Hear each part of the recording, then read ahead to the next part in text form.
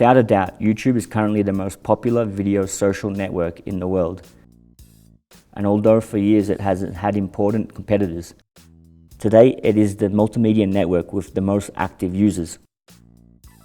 And not being little, it has the greatest amount of visualizations and audio-visual content. These are some tools to enjoy YouTube to its maximum potential.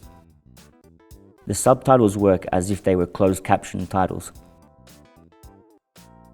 To enable them, you must click on the CC icon found in the navigation bar of the video frame. If you want to have an approximate translation to your language, you can also enable the automatic translation generated by Google Translate, and in this way the subtitles will appear in the selected language. Through the video configuration settings, you can choose with what quality you want the video you are watching to play. To access this setting, we must click on the gear icon and there on the video quality section. One of the best options is to set the video quality to auto, as this will cause it to play automatically in the highest quality that our internet connection allows in real time. To do this, you must first go to the configuration of your YouTube account